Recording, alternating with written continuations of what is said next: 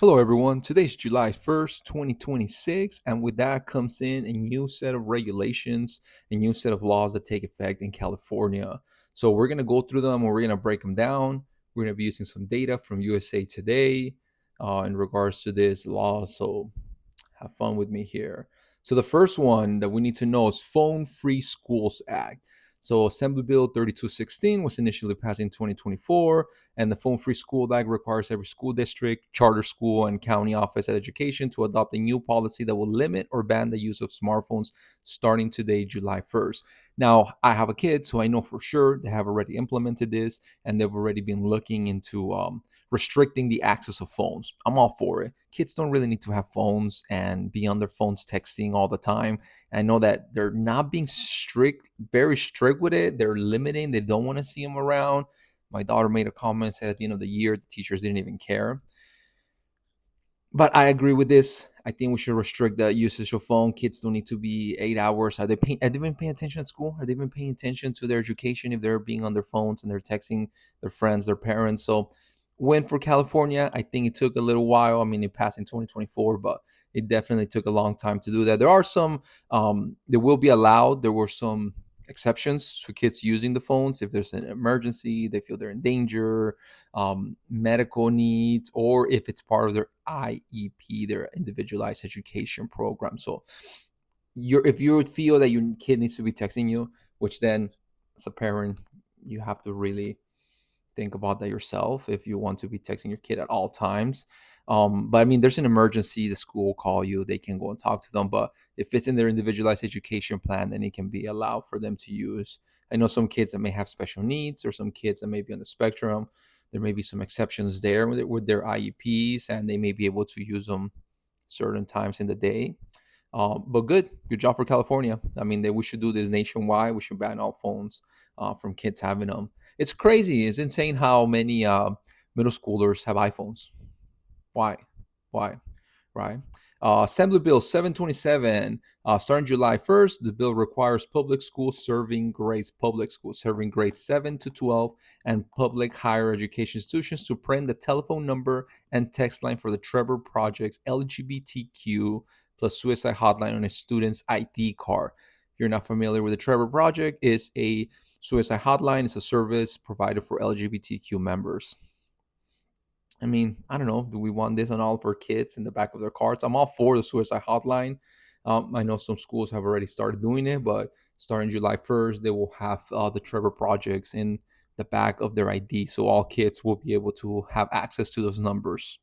I do want to just acknowledge Donald Trump changed that in the previous administration, his previous term, when he made suicide hotline 988, something that a lot of people are not aware of, but he was responsible for facilitating that and making it way easier for kids to use it. And also the suicide hotline. But I mean, it's gonna be in the back of ID cards. Good to have the help. Mental health matters, and kids can have them. I mean, I'm kind of neutral on this one. And second, all gender bathrooms. Senate Bill 760 initially passed in 2023. 760 requires every public and private school. So if they're getting funding from the state, which all of them are to one degree, public and private schools serving grades 1 through 12 to provide at least one gender neutral bathroom. So don't go all crazy. They're not making all the bathrooms gender neutral, but at least one has to be in the school the students can use. I think my question is, are they going to have it just individual or just a bathroom for one person to use as a non-gender, or is it going to be just a big bathroom, just one converted, and it can be all genders and any gender can kind of go in there? But I mean, I think this is the big question that we have to answer. I mean, we have female bathrooms, we have male bathrooms. I mean, we can have a gender bathroom. Is that a solution?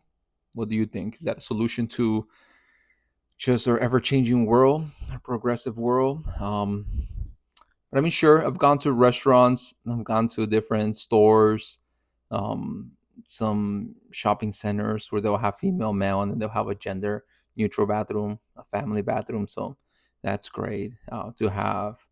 Um, so I guess, yeah, good for schools. I don't think that takes a bathroom away from nobody else. I don't think that's an argument to make.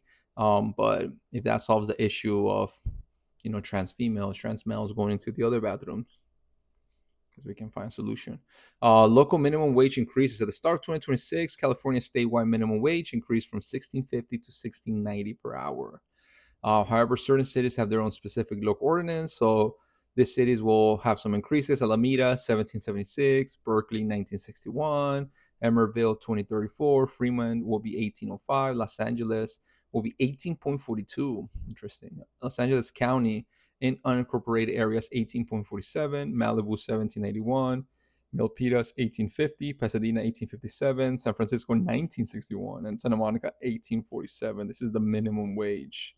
um, I mean, I don't agree with this. We're seeing this in all the fast food restaurants, and we're seeing small business taking a hit on this as we continue to increase the minimum wage. We're starting to see more of those tablets. We're starting to see more jobs get automated. My fear is that a McDonald's, a fast food restaurant that has a drive-through, will eventually employ people out of state to be able to manage their drive-through service. So what do I mean by that? Um, we hire somebody from Tennessee, even somebody out of the country, to be able to just jump in a computer. And when you jump in, it gives them a ring. You have a camera that you're looking. I mean, we have internet, right? So you have a camera that's looking, and then that person takes your order and it goes to the system, and you eliminate the person that drive through. If you get somebody in Thailand, you're paying them $1. You get somebody in Tennessee, you're gonna pay them like what, $7, $8 instead of the 18 that we're charging here. So I think people are gonna move into that. I have seen a lot of movie theaters. Of course, they're pushing for you to buy your tickets online, and they're giving you some deals. But if you show up in person and want to buy your tickets for the showing, then you just go to a tablet. You go to an automated system. So I think we're gonna start seeing more and more of that. It sucks. Costco's doing it. Vaughn's, Targets, just recently my local Targets are putting a lot of just self-serve machines for your self-checkouts. That's what I mean.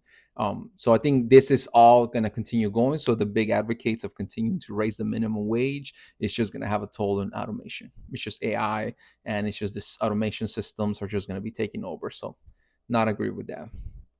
Oh, but it's so expensive. Yeah, it is so expensive. We need to find other different ways, but not hitting businesses with that. And I think the teenagers, the youth, are going to be the ones that are going to have the worst time. So this is what we're talking about. Minimum wage increases, less youth services, because why the hell will you pay a 16-year-old $20 an hour to just bag groceries, to just do checkout? It just doesn't work out that way on food. And then they're just gonna raise the prices, and then we're just consumers are gonna take the hit. So I don't necessarily agree with that.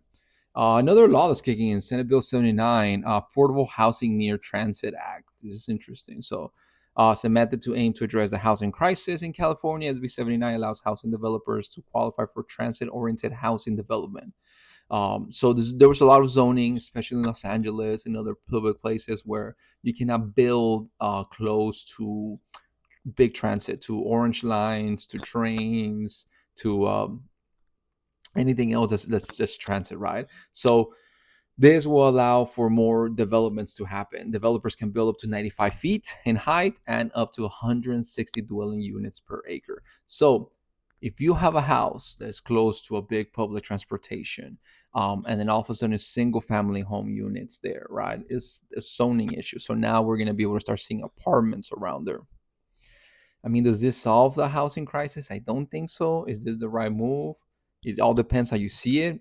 If you live in those neighborhoods that, I mean, an orange line, a train passed by there, and you're okay with it, but it was just single unit homes. Now we're gonna start seeing apartment buildings being built there. So it all depends of how where you live and how does that affect you. But I don't think there's a solution. I think we need to build more, and we need to allow more building, not necessarily around the homes, but definitely build some more and incentivize people to build, to want to construct and have more housing here. The new Quiet Ad standards, yes. So a new bill kicked in July 1st. Streaming platforms cannot up the volume on ads. If you've ever cooking, doing something, or even if you're just sitting in your couch and all of a sudden an ad comes in, whoa, it goes so high, and you're like, wait, what's going on? Who pushed the volume up? It wasn't you. It was intentional. It was the streaming services trying to get your attention and trying to subconsciously put that inside of you. So I agree with this. We don't need loud ads. We don't need for us to be able to have to lower the volume when the ads come on, right? Or you're trying to watch something late at night and you're just hanging out, your kids are asleep, and all of a sudden it goes super loud. Your kids wake up, they're laying next to you. So it's a big one. That's a win. Regulation regarding driverless cars. You've seen those Waymos. So Waymos have been such a mess, in my opinion, lately. Initially passed in 2024, the bill will provide additional oversight of autonomous vehicles under California law and address safety concerns. This law will allow law enforcement agencies to issue tickets to autonomous vehicle companies for violations of the rules of the road. I've seen a couple of videos where a Waymo will all of a sudden stop in the train tracks. It will halt traffic somewhere. It will not stop for firefighters or ambulances. It will also, there was a standoff with the police where they had their guns drawn, and then a Waymo was just passing by and decided to stop in the middle of the standoff. So, I mean, great. Find them. The big tech companies have a lot of money. Find them, and hopefully they get their shit together. So they don't. I mean, we want to see the self driverless cars. We want to see these cars that don't have drivers, autonomous. Be around. There's a future. I think there's a big. I don't know if it's a need, but definitely moving towards the future. Big opportunity there. So yeah, find them, push them so they can get their fucking algorithms and their systems in check, and they actually work how they're meant to work. So I know it's hard. I know it's something new that we're all navigating, but I think that's a fair one. New food labeling standards. This is amazing. Have you ever grabbed a package at the grocery store and it says Best Buy, the dates, or it'll say sell by? You look at it and you're like, well, it says sell by in 2 days, but when does it actually expire? You're confused, or is that just me? I've seen this, man. I seen you grab a steak and you're like, sell by this date, but when is it good until? So yeah, new law kicks in, Assembly Bill 660, that will change that and makes it easier for them. So they have to use best if used by, or best if used or frozen by, used by, use or freeze by. So get rid of those confusing things. They should just have one. That's it. Just use by and that's it. So confusing when you're trying to buy something like that.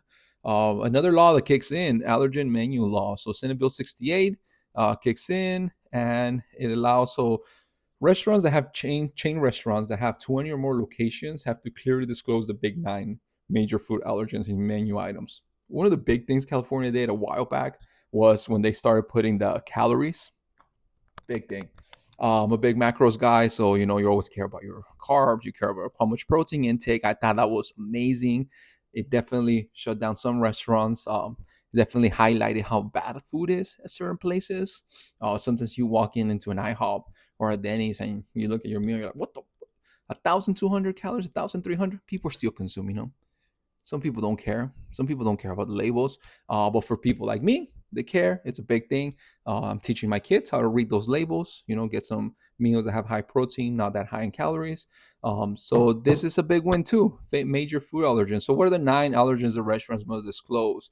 Milk, eggs, peanuts, tree nuts, fish, shellfish, wheat, and soy sesame. So great. They're not doing it to small businesses. They're not doing it to small restaurants. You have to have 20 or more locations. So good. Regulations on machine gun convertible pistols. Not agree with this one, but California is very strict when it comes to guns. Assembly Bill 1127. The law will add new strict regulations which will prohibit a licensed firearm dealer from selling, exchanging, or delivering any semi-automatic handgun with a cruciform trigger that could easily be modified into a machine gun convertible pistol. So if you can change it into a machine gun convertible pistol, they cannot sell them to you. They cannot exchange them. Cannot give them to you. So there's a lot of mods that people do. So basically, it's just illegal. This law does not affect current gun owners, but it does restrict the transfer sales of the firearm between private individuals. So that kicks in today. Let me see. Protection regarding name, gender, or sex identifiers, Senate Bill 59. The bill expands current California privacy laws, requiring courts to seal official name, gender, or sex identifier change petition and records upon request of the petitioner. So it requires the court to seal it if you're changing your name, gender, or sex. So I guess if you change your gender or your sex, it will be sealed and people cannot be able to see it if you're petitioning. New standardized curriculum for mandated reporters, Senate Bill 119. So they want to reform the child welfare system, and Senate Bill 119 requires the California Department of Social Services Office of Child Abuse Prevention to develop a new standard curriculum for mandated reporter training. So that I've worked in social services, worked in nonprofit worlds, and the big problem they have is people call for anything. People will grab and overwhelm the system. I'm sorry, but teachers are the ones that do it the most. But people will call because a kid shows up with a dirty shirt and they say they're being neglected at home. Sometimes fucking kids just love that cartoon shirt, or they don't listen and they just put the same shirt under all the time. So a lot of the times, a family's homeless.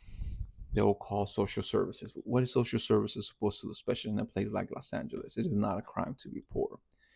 So I think what this does is pushes them towards this big push that they're doing in Los Angeles and California about being mandated supporter. So instead of just grabbing and calling child welfare system because the kid showed up or the kid said he's hungry or the kid has a dirty shirt or something major like his shoes are old and they're starting to rip, instead of calling social services, is like you as a person, as a teacher, as a school social worker, as a doctor, as anybody else in there, be like, well, connect them to services, right? Connect them to a church, connect them to a food bank, connect them to somewhere where they can get those supports instead of just overwhelming child welfare services, and allow them to be able to go after those kids that are really being abused, are being really neglected. I think this is a win. Just reforming the child welfare system. I think we can always improve it. I think we can always look at it and just continue to move forward. So definitely putting a little more load on the reporters. But I think it's great. I mean, this bill establishes a mandated report advisory committee. So they may make some changes now. They may continue making more changes. So we'll see how that goes. So that's it for the big news. Hope you learned something today. I think it's big wins for California in regards to these laws. I don't agree with the new gas tax. So as their gas is going down, there is a new gas tax that's going to be kicking in. Don't agree with that, and I don't know why people keep voting for that, but this is a big win. Like and subscribe for more videos like this. Thank you for your support.